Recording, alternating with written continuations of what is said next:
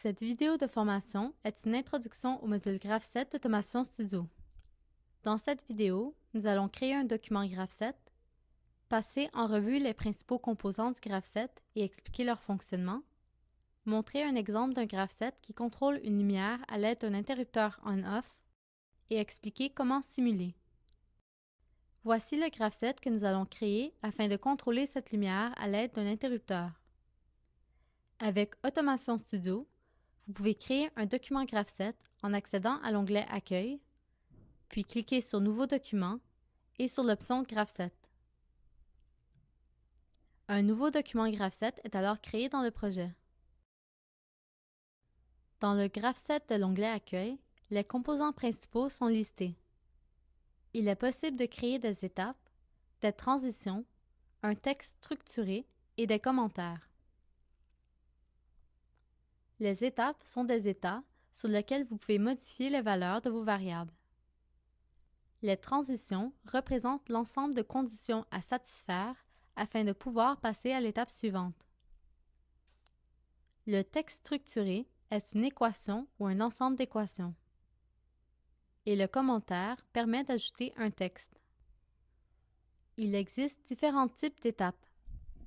Dans cette vidéo, nous utiliserons l'étape initiale et l'étape normale.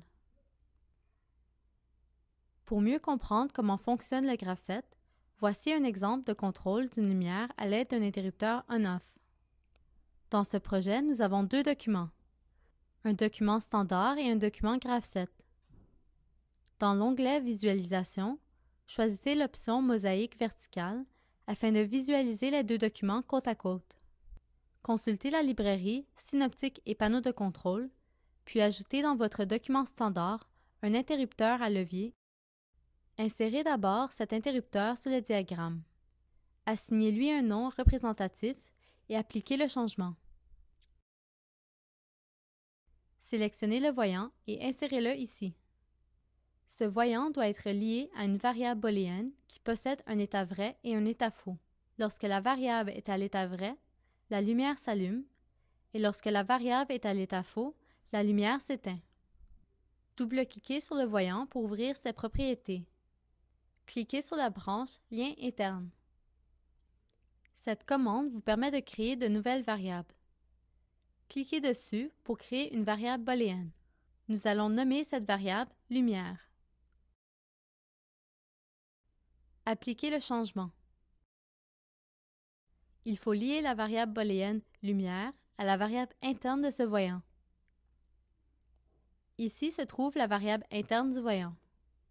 Cherchez la variable lumière dans la liste des variables de simulation compatibles. Sélectionnez la variable du composant et liez-la à la variable lumière, puis fermez. Pour définir le comportement du Graph7, cliquez sur le document Graph7. Toutes les commandes nécessaires se trouvent dans le groupe Graph7. Commencez par insérer un commentaire. Cliquez sur l'icône Commentaire, puis sur le document. Pour désactiver la commande, cliquez à nouveau sur l'icône. Double-cliquez maintenant sur le commentaire créé pour ajouter un texte. Par exemple, voici un Graph7 permettant d'allumer et d'éteindre une lumière.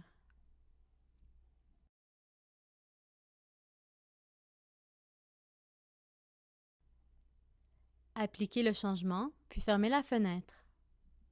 Insérez ensuite une étape initiale. C'est ici que la simulation commence. Cliquez sur la commande « Étape initiale », puis sur le document pour insérer l'étape. Pour désactiver la commande, faites un clic droit ou appuyez sur la touche « Échapper ». Double-cliquez maintenant sur l'étape initiale pour accéder à ses propriétés. Accédez à la branche « Action » pour ajouter des équations et modifier les valeurs de variables. Vous trouverez ici la liste de toutes les variables disponibles.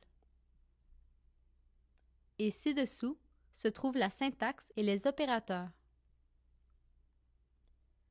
Vous pouvez aussi ajouter un commentaire. Puisque le voyant doit initialement être éteint, nous allons ajouter le commentaire suivant. Le voyant est éteint. Retournez à présent dans la branche Action et sélectionnez la variable Lumière.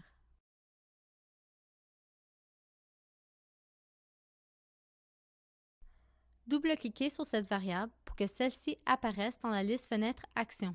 Dans la branche Syntaxe, sélectionnez l'opérateur égal à 0 pour que le voyant soit égal à 0 à l'étape initiale.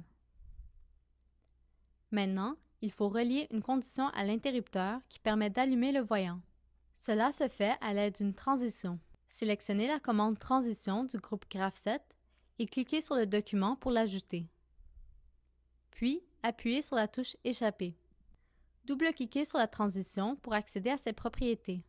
Placez votre curseur dans la branche Conditions et sélectionnez la variable Interrupteur de lumière dans la liste des variables. Celle-ci apparaît désormais dans nos conditions. Ajoutez un commentaire indiquant que l'interrupteur est activé. Appliquez le changement et fermez. Puis, pour que la variable lumière se trouve à l'état vrai, il faut ajouter une autre étape. Cette fois-ci, ajoutez une étape normale. Sélectionnez la variable lumière et assurez-vous qu'elle soit égale à 1.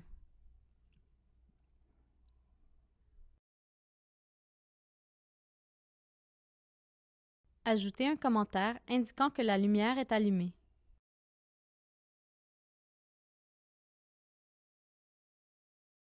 Nous avons aussi besoin d'une autre condition pour éteindre la lumière. Cette condition sera liée à l'état off, éteint, de l'interrupteur. Sélectionnez une autre transition, puis double-cliquez.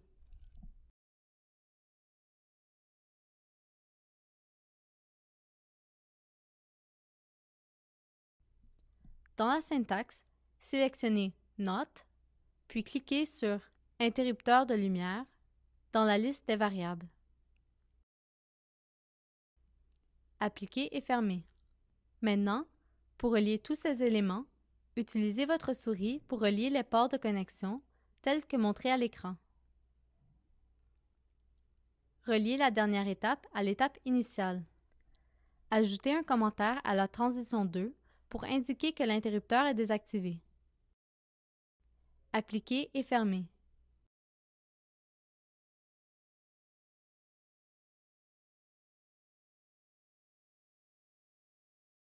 Voici le Graph7. Initialement, la variable lumière est égale à 0, soit l'état faux, et le voyant est éteint. Lorsque l'interrupteur est ouvert, la variable interne est égale à 1, soit l'état vrai.